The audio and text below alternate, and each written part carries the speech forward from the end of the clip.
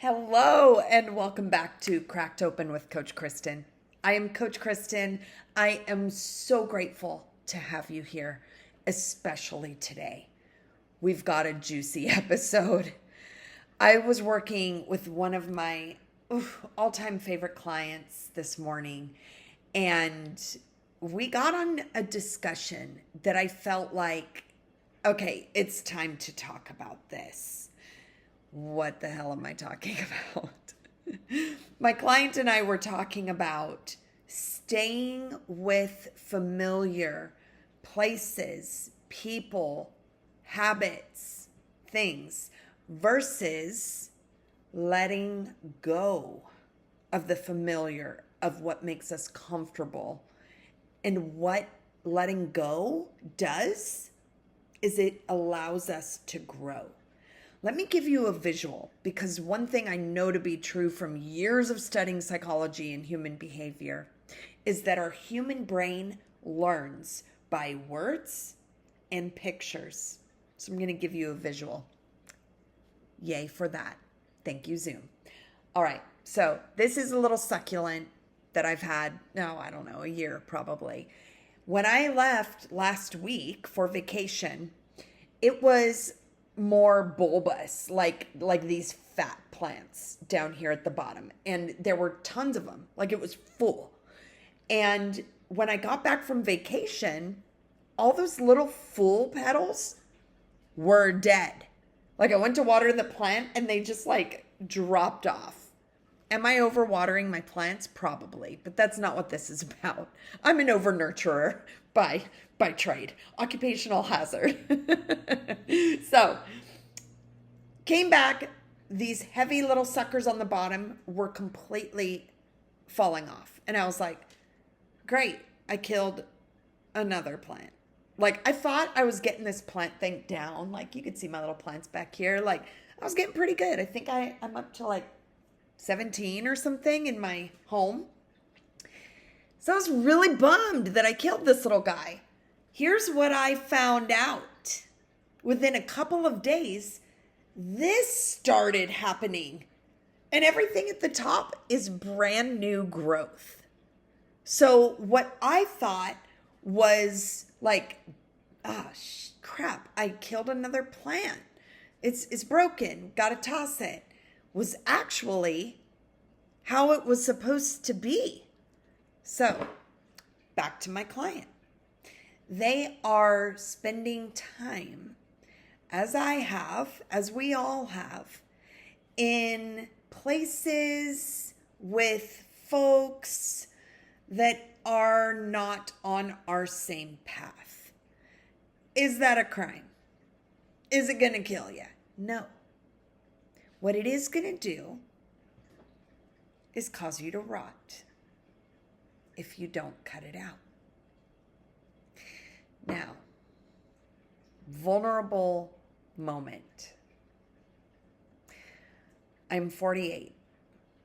I am a self-confessed hanger-oner. Self-professed, self-confessed. I am confessing that I am a hanger-oner. I treasure the friendships in my life, even ex-partners. I keep in touch with everybody. Here's the thing. There are people that are only meant to be in your life for a reason, a season, or a lifetime. I don't know why I get so many balloons today, but I'm going to take it because abundance is my birthright, I've been told. So it's yours too. So I hope you get balloons today as well. I hang on because I feel like I will be lonely if I let go of friendships or old ex-partners or whoever, because I'm afraid of being alone. Now, the beginning of 2025 for me was a crap storm. I'm only laughing because I would be crying otherwise. I have to laugh now because we're midway through the year and I'm still alive and I still have a roof over my head. When I tell you that almost didn't happen, I am not exaggerating. So we don't need to get into all of that right now. There will be another episode where I explain the scam and what happened. As a result of that, I started to look through my life with a different lens. I started meditating more. I started praying. I started journaling. I started doing all of the mindful things that as a coach and trauma practitioner, I know to do. I just hadn't implemented them into my life on a daily basis because I didn't really understand why they're important until my world got turned completely upside down. My sobriety was up for discussion. Like, I almost lost everything. I did not lose everything, thankfully. But it was that close. It was that close. And I'm still kind of digging up out of the rubble with massive gratitude. Now, during the beginning of the year, I was still hanging on to old friends, acquaintances, ex-boyfriends, people in my life that I've hung on to over the years, because the devil that you know is easier than the angel you haven't met yet. What do I mean? I was familiar with my old friends' crappy behavior. I was familiar with my old counterparts' lack of reciprocity. I can't talk today. What's going on? I'm going to do my best. Maybe I'll get more balloons. Come on, give me something. I'm doing my best. Hanging on to these people that were not of a growth mindset, that were not necessarily doing things to better themselves, that were still relying on stimulants, old behaviors that I used to be involved in. And I was of the thought, you know what, just because I'm sober doesn't mean that I have to only hang around sober people. And I still don't only hang around sober people. So it wasn't a judgment about what they were using or doing. It was a judgment about how their behaviors and me hanging around them was keeping my feet in the quicksand. But they were comfortable. They were familiar. They were predictable. Their crappy behavior was predictable. Their disrespect was predictable. Their low-lying frequencies were predictable. So it was comfortable for me. That is really hard to admit. Now, about a month and a half ago, middle of March, almost 2 months ago,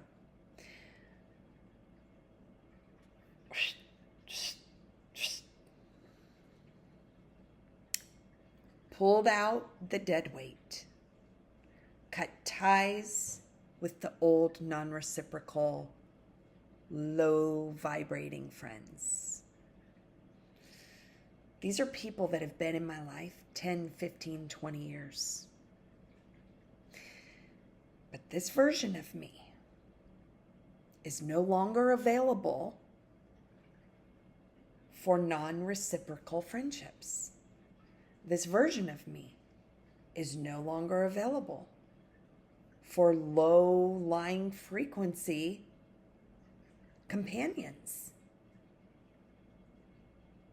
I just remembered a phrase one of those low-level friends used to say when she wanted me to go out with them. And I was like, I need a night off. She'd say, are you in or are you in the way? Guess what? This version of me is in the way. I'm in the way. I am in the way with pride. And because if I stay connected to this dead weight that is holding me down and keeping me from getting to know the angels that I haven't met yet, then yeah, I'm in the way. So let me remove myself, get out of your way, get out of my own way. And you know what happened as soon as I did? The day after the weekend that I made all of these cuts, I'm going to tell you the whole thing. I found on YouTube, a cord cutting ceremony, ritual. That sounds better. Ceremony sounds like I had a cap and gown and a whole shebang. No, it was like a 10-minute ritual where I visualized cutting the cords of these people that were dead weight. And there was a lot of sadness that came up because some people were friends from high school. We're going back to 1994, you guys. However, this version of me realizes that non-reciprocal friendships and crappy, disrespectful behavior doesn't have a place in my life anymore. And I had to grieve. I sobbed after I did this cord cutting. I sobbed at the idea of not seeing their kids' pictures on social media or running into them at different live music events. Here's what happened. Here's the gold, okay? Here's the growth, okay? The weekend after I cut all these, my best friend, who is reciprocal, who is amazing, who is one of my favorite people in the world, and when she sees this, she'll know who she is. She said, will you go to yoga with me? I found a new studio in your new town because I just moved in January. And I want you to check this place out with me. And as most of you know, I've been in a yoga student certification to be a teacher program for the last 5 months. And I was like, new studio near me in my new neighborhood? Yeah, let's go. And the minute I walked in, I was transfixed. I was home. I've practiced yoga for more than 4 years, almost daily. It is extremely important to me. However, I've never practiced. I have, but I've never belonged to a studio. I've practiced with other humans intermittently, but almost all 4.5 years I've practiced by myself. And when I walked into the studio, I saw teachers, front desk staff, students that were so happy to be there. It was a full-on community. And from that day on, I have met so many amazing, high-vibrating, growth-minded, sober even, some of them, clear-headed, mindful folks, individuals, friends, mentors, students, potential clients, that I am up to here with abundance from this one decision to cut off the dead weight that was keeping me stuck in the quicksand, keeping me from realizing my full potential.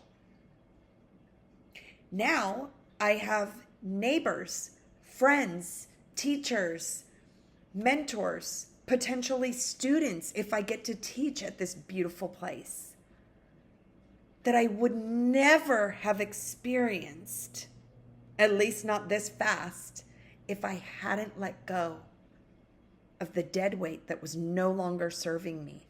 When I got back from camping and all the dead weight at the bottom, I was really sad. I was bummed out. I don't like killing living things, even plants. That's how attached to stuff I am.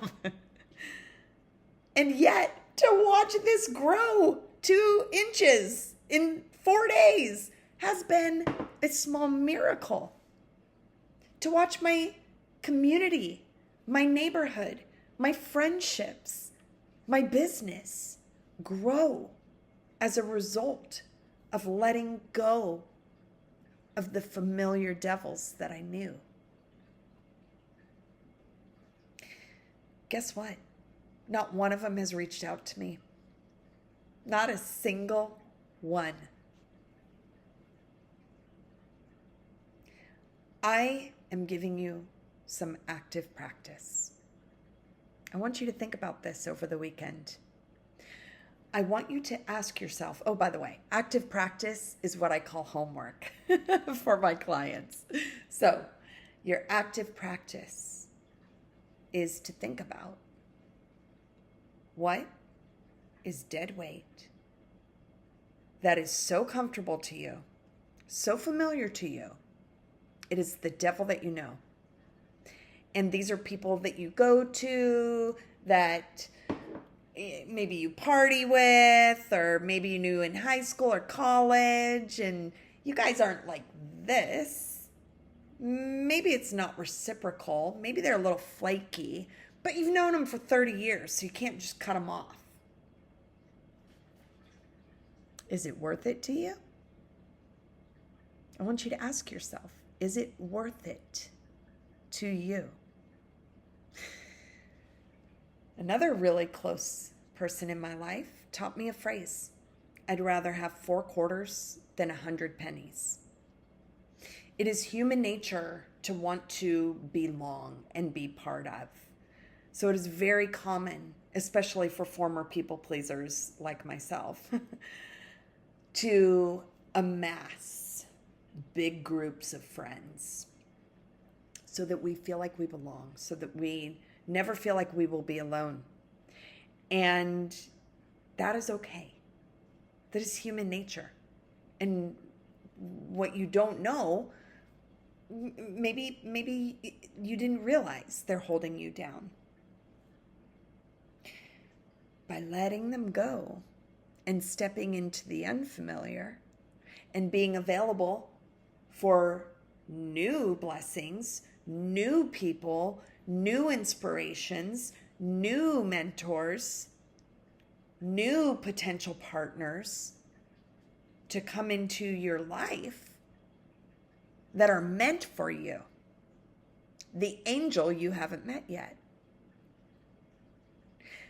So as you do your active practice this weekend, comment down below how this landed on you. Also, comment down below if I'm overwatering my succulents.